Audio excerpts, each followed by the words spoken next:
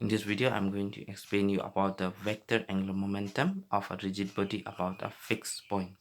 So for this, first of all, we have to consider a point P has a body velocity has a velocity v rotating about an axis through O with angular velocity omega. And if OP is equal to r vector, then the angular linear velocity is given by v equal to omega cross r. So the diagram is this. Suppose we have a rigid body in this way.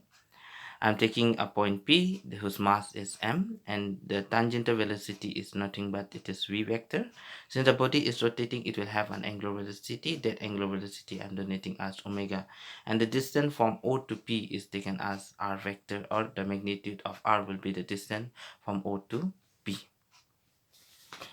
So we'll try to find what will be the angular momentum of this body. So here we have, this is, I'm taking an r vector, a position vector r. So the coordinate of the point P is nothing but x, y, z. So if you write in vector form, it is xi plus yj plus zk. And angular momentum I'm taking as in component wise. So we have omega 1 I plus omega 2 j plus omega 3 k. And this is the angular momentum. So we are taking as h1 I plus h2 j plus h3 k. Now we try to find what will be the angular momentum of the body. So we have the angular momentum formula, that is summation r cross mv vector. R cross mv vector. So m is the constant, it can come out of the summation, or we will now put the value of v vector. So we know v vector is nothing but it is omega cross r. So we are putting the value here, omega cross r. So m is a constant, will come out. So we have r cross omega cross r. So we know that this, we have this, okay, we have three vectors, b cross c.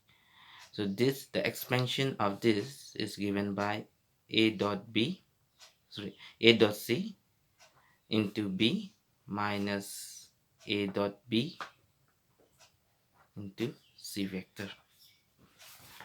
So here, by using that formula, we are going to expand this. So we have r dot r. So we get r dot r omega minus r dot omega r. So r dot r is nothing but magnitude of r square omega minus r dot omega r. So r is, we will try to find the magnitude of this r vector, that is nothing but square root of x square plus y square plus z square, since it is r square. So we have x square plus y square plus z square. And here we have what? Omega is nothing but omega 1 I plus omega 2 j plus omega 3 k. And here we have tried to find the dot product of r dot omega. So if I find the dot product of these two, it is nothing but x omega 1 y omega 2 plus z omega 3. So we get here x omega 1 plus y omega 2 plus z omega 3. And here the r vector is this. Now we'll take the I component together. So this is the I component. So I'm taking the I component together. So this, I got my I component, and this is my j component, and this is my k component. So on this side we have h. So h can be written as h1 I plus h2 j plus h3 k. So we have two vectors. So the two vector will be equal only if the component wise they are equal. So here I'm taking the component wise to be equal.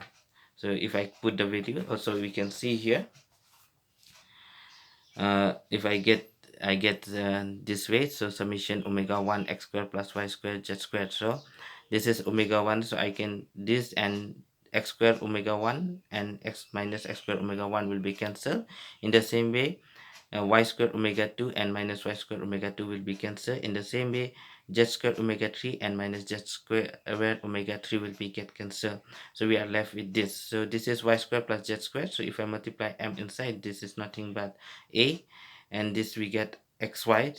So this is nothing but, we get here, get here f.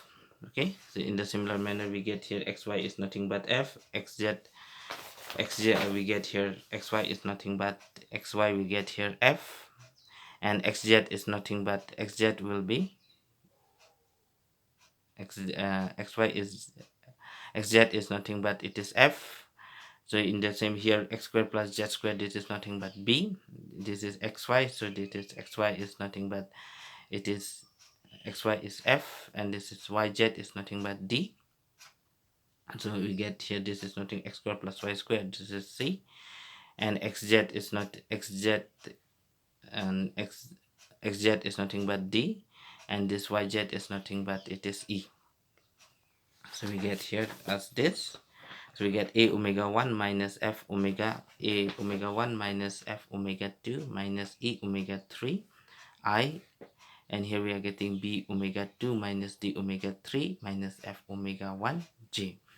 So we get here c omega 3 minus e omega 1 minus d omega 2 k.